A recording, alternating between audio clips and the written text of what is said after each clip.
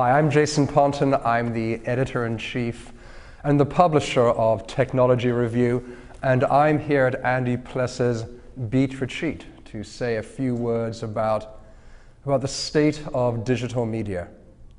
So we're all friends, we're colleagues, we're peers, and I thought I might take the opportunity to speak candidly to you about what we know and what we don't know in March of 2012. It has been a difficult decade, I think. I used to be the editor of Red Herring magazine. In the first 6 months of 2000, we earned more than $100 million in advertising. And 2 years later, we were gone. We were bankrupt. We had spent every penny of our venture capitalist money, and we were out of business.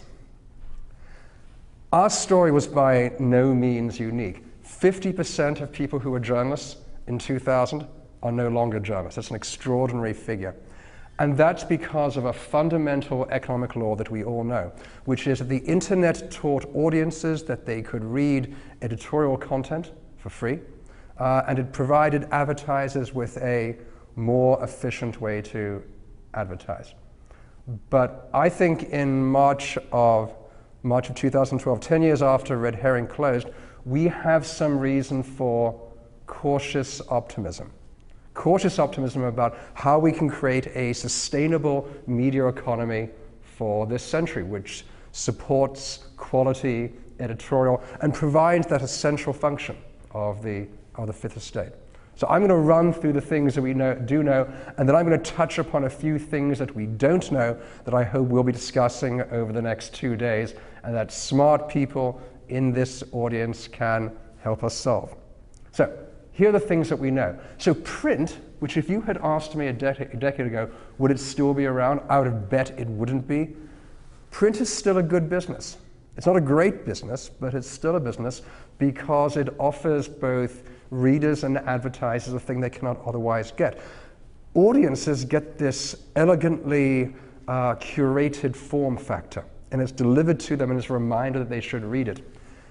Advertisers like it as well because it has a specificity about the audience that we are still struggling to provide in some ways in digital formats.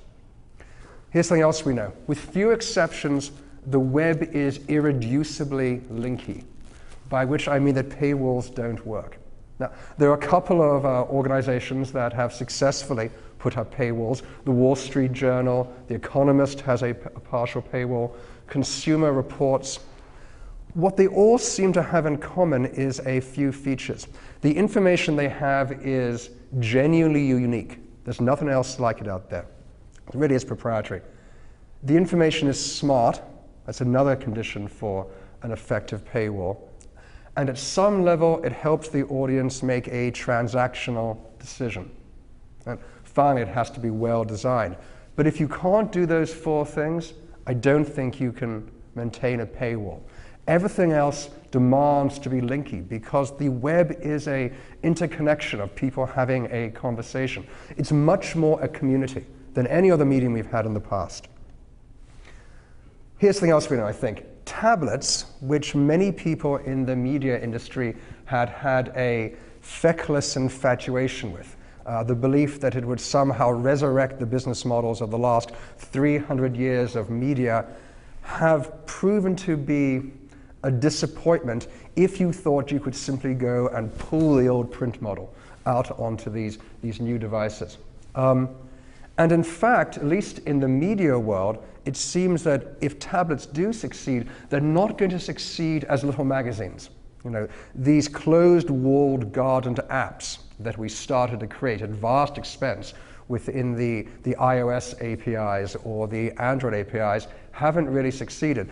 And it's fairly clear, at least to the developers I talk to, that if tablets do succeed, they're going to be based upon an open set of standards, HTML5, and are going to be fairly linky as well.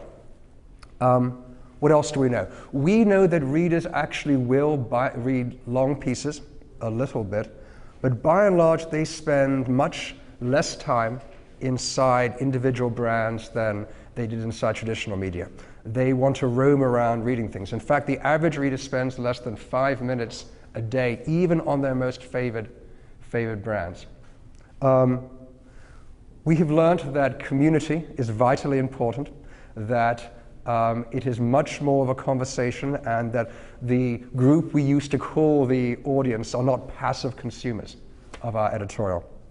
And finally, and I know that Vivian's going to talk with us, we have learned that brand is tremendously important, that brand didn't cease to be significant in the era of the internet. So, what do we know on the advertising side? Well, we know a lot of stuff on the media side as well. We know that if you like undifferentiated mass reach, television is still the name of the game.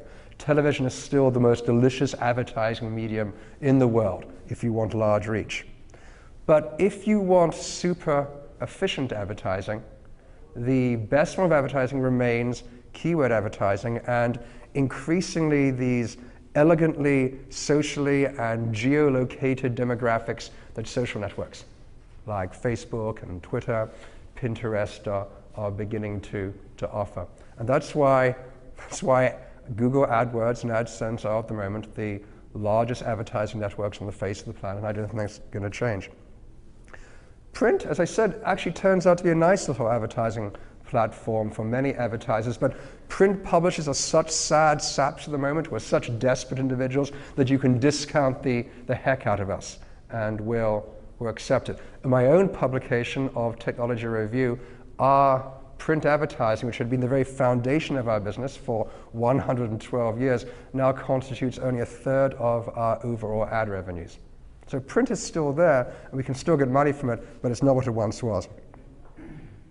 As for the web itself, there is a kind of economic law at work at the moment in web advertising, and that is that CMPs are a cheap commodity, and they're getting cheaper. And that's because almost none of us sell out all our inventory, and that failure to sell out all our inventory, even in our most desirable channels, means that with the combination of ad networks, there is this downward pressure upon prices that we still have to fix. In essence, that means that on the web, what had been $1 of print advertising is still not in any way equaled by that dime of online advertising, even as our online audience has grown. It's just getting worse. So let me talk about what we don't know and what I hope we're going to work on over the next 2 days. So we still don't know in any detail, I believe, the business models that will sustain us in the future. We have some ideas, though. We have a few ideas. And here are the two things that I would like the folks in the room to work with me and other people who care about media to discover. We don't know nearly enough about our online audiences. We simply don't. We don't know as much as we used to do, paradoxically, about our print audiences. Now, the old panel-based methods that had worked very well in television were obviously insufficient, and companies like Comscore and Nielsen Interactive and Quantcast have done their best to add to the old panel-based systems server-based, technological, census-based measurements that can give a more detailed and granular view. But we need to know more. We need to know what people are doing when they see advertising, how they react to it, how they feel about it. And the final thing, which I think we don't know, is we don't know what the future advertising formats are going to look like. No matter how clever banner advertising gets or pre-roll advertising gets in video, at some level we're still trying to replicate in media the advertising formats that sustain us for so long in print. And I think we need an entirely new form of advertising. It's an old adage that everyone likes the advertising that they like, right? And if somehow we could know more about people delighted, what they did when they saw advertising, and began to create ads that were actually useful to them in the way that keyword advertising is, in the way that social network advertising is within media, then I think we might be able to go and see a future profitable media business that will help folks like me do the kind of editorial that delights us so much.